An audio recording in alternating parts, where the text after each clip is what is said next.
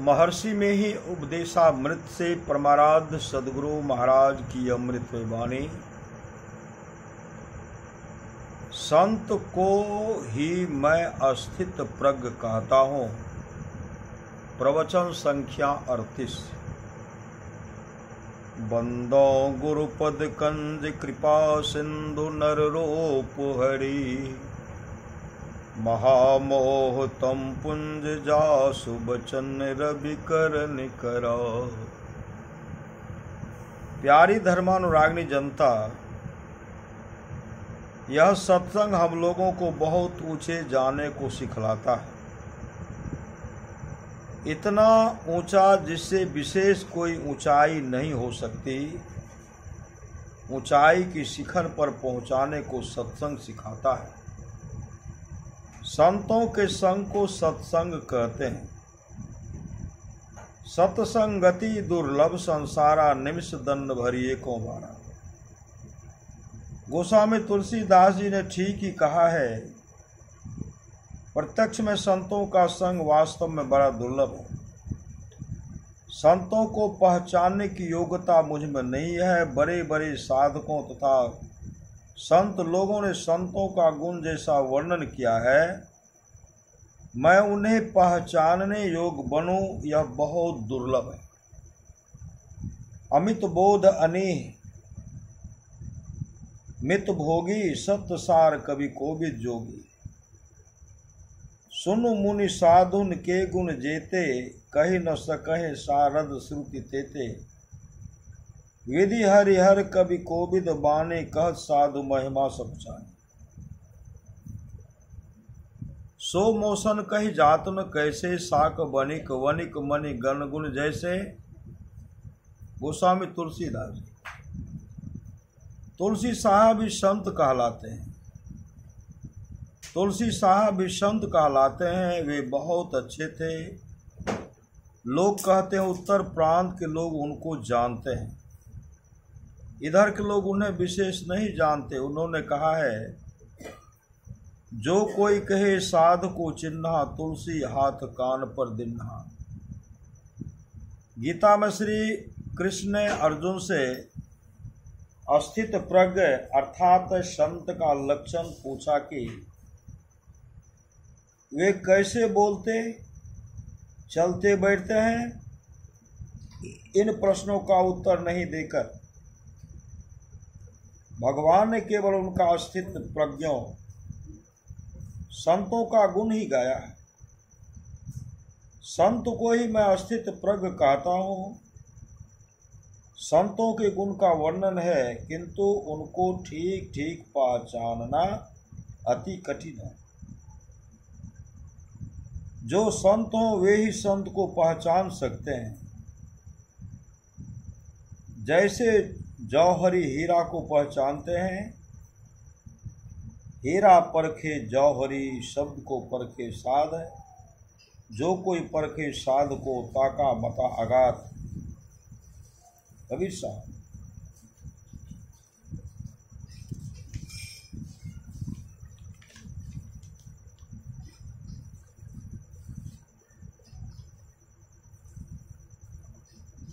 हम लोगों के सामने पहले अमुक संत थे और अब हम लोगों के सामने अमुक संत हैं। इस तरह परीक्षित भाव से संतों की पहचान, उनका संग अर्थात सत्संग कैसे हो।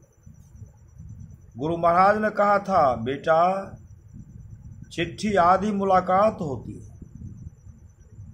संतों की वाणी जो उनके ग्रंथों में है उसको पढ़ो। यह संतों की वाणी, संतों की आधी मुलाकात है। यही क्या कम है, बहुत है। लोग नए ग्रंथों का प्रकाशन करते हैं। मैं कहता हूँ जिन ग्रंथों का प्रकाशन हो चुका है उन्हें समझना चाहिए तथा उनके अनुकूल कर्म निरत होना चाहिए। इसलिए संतों की वाणी का पाठ हमारे सत्संग में होता है। संतों की वाणी को हम समझेंगे, उसके अनुकूल चलेंगे। संतों की वाणी में है जीवन से मरना भला, जो मरी जाने कोय, मरने पहले जो मरे तो अजर अमर अरु अमर हो। मरते मरते जग मुआ अवसर मुआ न को, दास कबीरा यो मुआ बहुरी न मरना हो। कबीर साहब।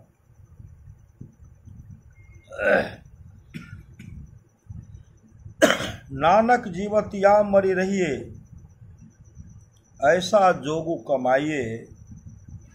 बाजे बाजों सिंगी बाजे, तो निर्भव पदु पाइए। गुरु नानक।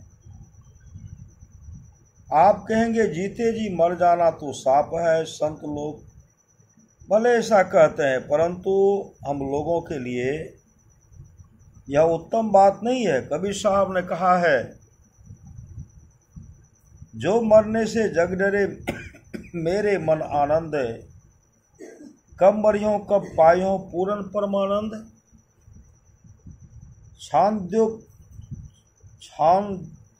छांदोग्योपनिषद में है कि ब्रह्मरंध्र में प्रवेश कर मरो तो कोई कष्ट नहीं होता है। मरने समय बहुत कष्ट होता है। किसी मरने वाले के निकट जाकर उन्हें देखिए कि उनका चेहरा कैसा कैसा होता है। उन्हें कष्ट हो रहा है, उनके चेहरे से सा विदित होगा। जन्म होता है तो मृत्यु अवश्य होगी। अंड कटाह अमित लयकारी, काल महादूरति क्रम भारी।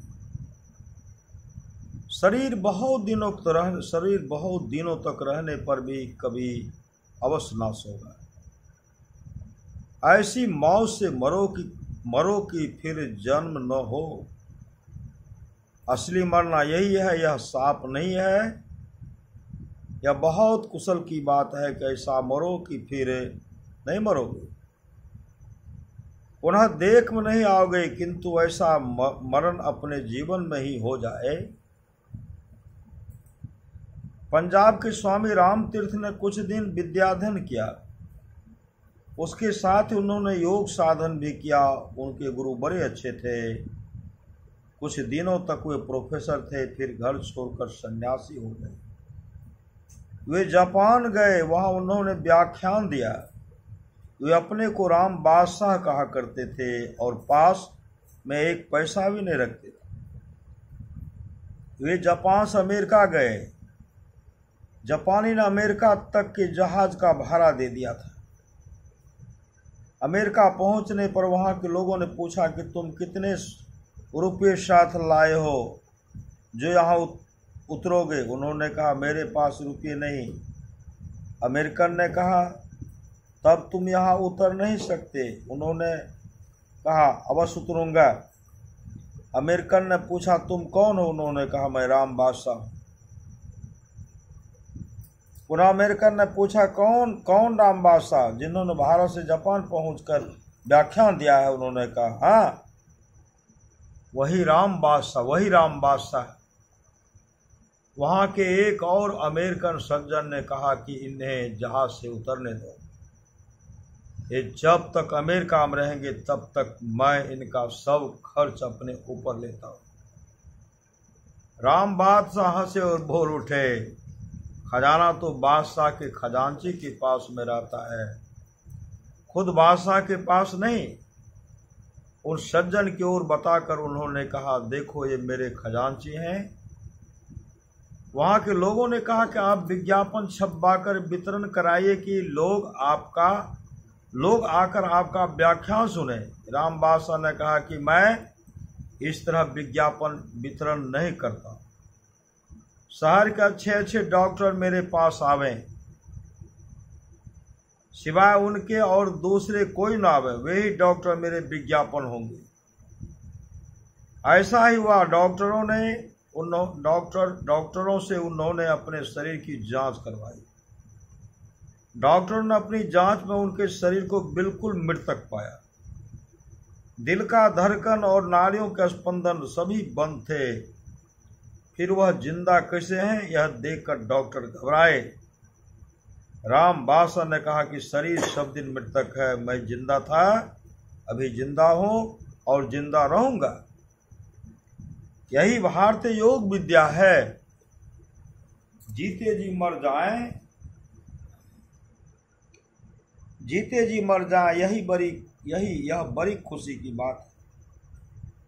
शरीर मर है और जीवात्मा मर है, यह कभी नहीं मरता। जीवन काल में शरीर से संग छूट गया, फिर मरने पर संग नहीं हो सकता। जिसके जीवन में शरीर संग है उसके मरने पर शरीर नहीं छूट सकता। इस शरीर से कैसे छूटा जाए, यही हम लोग जानना, करना और कराना चाहते। इसलिए पहले शरीर को स्थिर रखो, एक आसन से देर तक बैठो। आसन दृढ़, आहार दृढ़, भजन नेम दृढ़ होए, तो प्राणी पावे कछुक, नहीं तो रहे विषय रस मोय। भोजन की मात्रा जानो, कितना खाना चाहिए, कब खाना चाहिए इसको जानो। गीता कहती है न पूरा भरकर खाब, न बिल्कुल उपवासी रहो। स्वल्प भोगी बनो और तब भजन करो। बचपन में पढ़ने में मन नहीं लगता था। हमारे पिता, हमारे अभिभावक ने हमको स्कूल भेजा, इस तरह विद्या पढ़ा। महर्षि शिवव्रत लाल महोदय जी ने कहा कि सत्संग में एक आसन से बैठो। यह आसन का साधन है, ध्यान देकर सुनोगे तो क्या सत्संग हुआ यह समझ सकोगे। इस तरह मन को एक ओर लगाने का भी साधन होगा। मुरादाबाद में उन महर्षि जी का मुझे पहला दर्शन हुआ था। यहाँ धराहरा वे बिना बुलाए हुए ही आए थे। वे सरल हृदय के थे। उपयुक्त प्रकार के फल लाभ का भजन साधन आरंभ में एकांत बैठ कर करना चाहिए।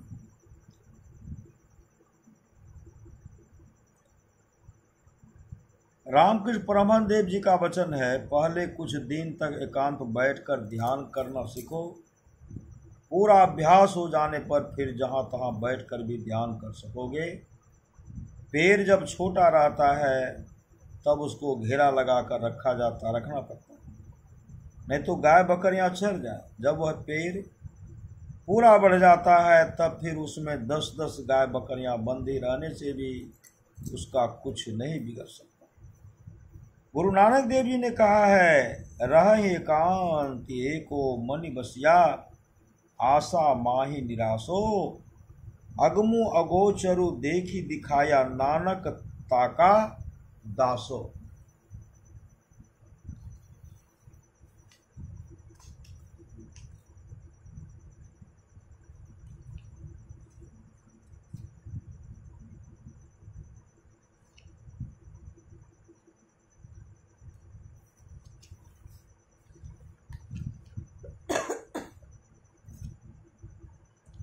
आजकल के कतिपय विद्वान साधना आरंभ में ही कहा करते हैं कि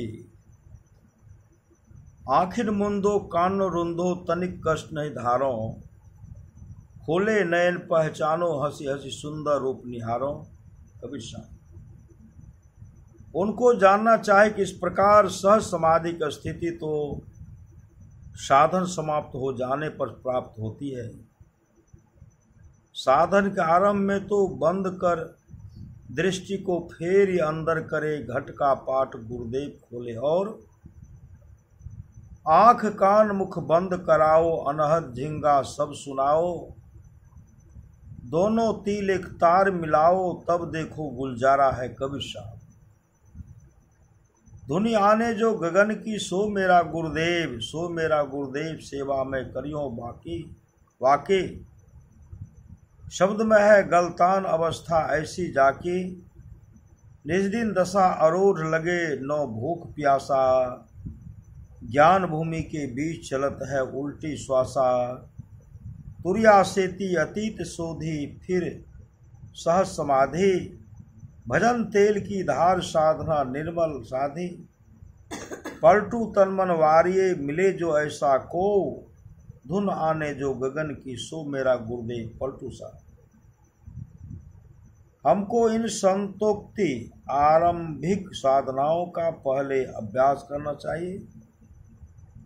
अब मैं आता हूँ जो शब्द अभी गाए गए। मेरी सुरत सुहागिनी जागरी, क्या तुम सोबत मोह निंद में उठी के भजनिया में लागरी, चित्त से शब्द सुनो सरबंदे, उठत मधुर धुनि रागरी, दोकर जोरी शीश चरणन दे, भक्ति अचल वर मांगरी, कहे कबीर सुनो भाई साधो, जगत पीठ दे भागरी। सुहागनी स्त्री वह है जो पति से प्यार की जाए, जो पति से प्यार नहीं की जाए वह दुहागनी है। जीवात्मा सुरत को कहते हैं, आदि सुरत सत पुरुषते आई, जीव सोहंग बोलिए सोताई। सुरत का अर्थ ख्याल भी होता है। जीवात्मा के लिए सुरत शब्द का प्रयोग संत वाणी में बहुत किया गया है। जिसका पति जीवित हो और जो पति से प्यार की जाती हो वह सुहागनी। चेतन आत्मा को स्त्री कहा गया है, इसका पति परमात्मा है। चेतन आत्मा को जिधर नहीं जाना चाहिए उधर भी जाती है। इसलिए जगने कहते हैं। भजन में लगने से जगना होगा। मोह लोह में जगना नहीं है, सोना है।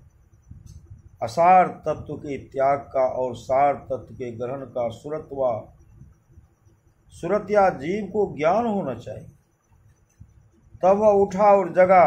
यह त्याग और ग्रहण के केवल विचार से नहीं होगा।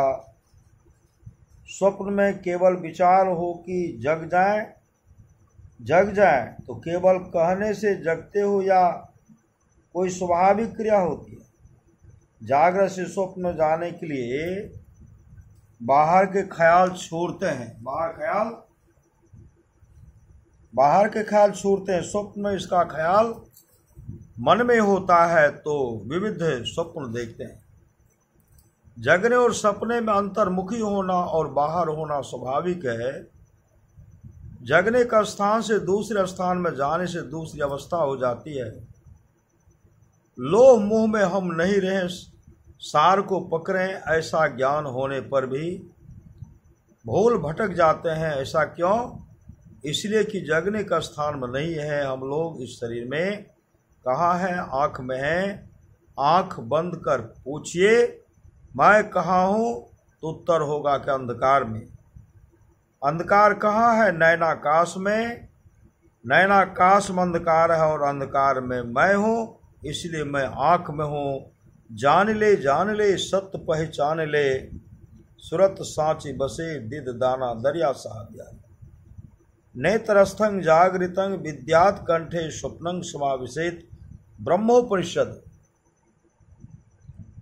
जागृत से स्वप्न जाने पर स्थान छूट जाता है, उस समय आप कंठ में चले जाते हैं। स्वर का स्थान कंठ है, इसलिए स्वप्न में भी कभी कभी बोल उठते हैं। कंठ को सोखोरस दल कमल भी, सोरस दल कमल भी कहते हैं। जब तक यहाँ रहेंगे तब तक आप स्वप्न में रहेंगे, गहरी नींद में फेफड़ा में रहेंगे। वह स्वर का स्थान नहीं है, इसलिए हम बोल नहीं सकते।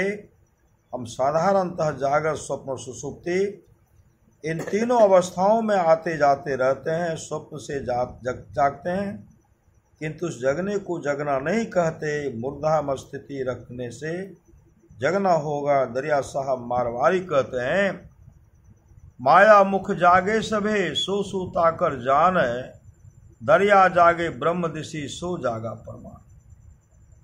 हम लोग मोह में सोए हुए हैं, इससे कैसे जगा जाएगा? तो कहा चित्त से शब्द सुनो सरबंदे, उठत मधुर धुन रागरी। आपके अंदर राग होता है, यही घट बाजे तबल निशान, बहरा शब्द सुने नहीं कान। ध्वनि को सुनने के लिए तुम वहाँ ठहरो जहाँ पर जाकर तुम सुन सकते हो। कहाँ पर जाकर कोई सुन सकते हैं? इसके लिए पहले वैष्णवी मुद्रा व सांभवी मुद्रा यानी दृष्टि योग करने के लिए नाद बिंदु परिषद में कहा है, और संतों की वाणी में भी इसकी विधि बतलाई गई है। दृष्टि योग करने से ही आप वहां पहुंचकर सुन सकते हैं, जहां पहुंचकर संत वाणी के अनुकूल आंतरिक नाद सुना जा सकता है। कितने कहते हैं कि बिना दृष्टि योग के किए ही तो सुनते हैं, तो उनको जानना चाहिए कि वे उस शब्द को नहीं सुन सकते जो सुनना चाहिए। यदि बिना दृष्टि योग के ही शब्द का सुनना होता तो संत लोग दृष्टि साधन करने पर विशेष जोर नहीं देते। इसकी शिक्षा कहाँ होगी? जहाँ होगी वहाँ जाइए, अर्थात संतों के पास जाइए, यह क्रिया कीजिए, तब संसार की ओर पीठ होगा। अभी संसार में कहीं भी जाओ, सन्मुख संसार रहेगा। मुर्दा में जाने से संसार को पीठ देना होगा। गोस्वामी तुलसीदास जी के शब्द में सुनाया गया है, जागो जागो जीव जर जो है जग जामनी, देह गे नहीं जाने जैसे घन दामनी।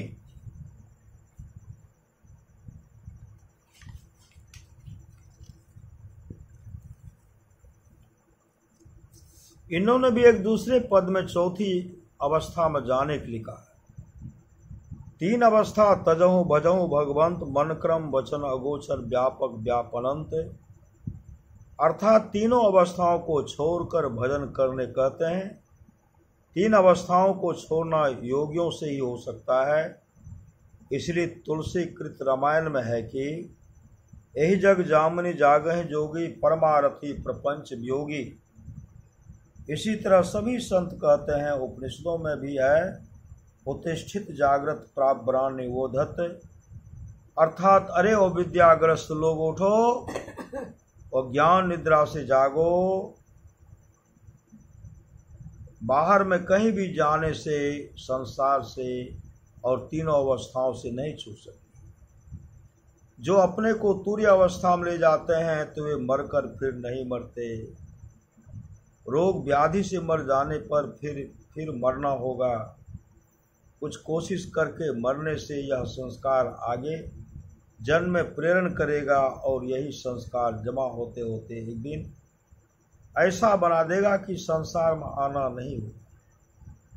इसी के लिए सत्संग है, इसमें कोई बाह्य आडंबर नहीं है। हम लोग यहाँ सत्संग करने और सत्संग का प्रचार भी करने के लिए आए हैं। श्री सद्गुरु महाराज की जय। यह प्रवचन स्थान सिकली गढ़धारा दिनांक 25/11/1955 ईस्वी को प्रातः काल सत्संग हुआ था। श्री सद्गुरु महाराज की जय। सुक्ति कर मत सेवांग द्वार माहुर विमुक्ते, तमो द्वारं योषितां संगी संगमः, महान्तस्ते संचिन्तितः प्रशांता विमन्यव सुहृदः साधवोये।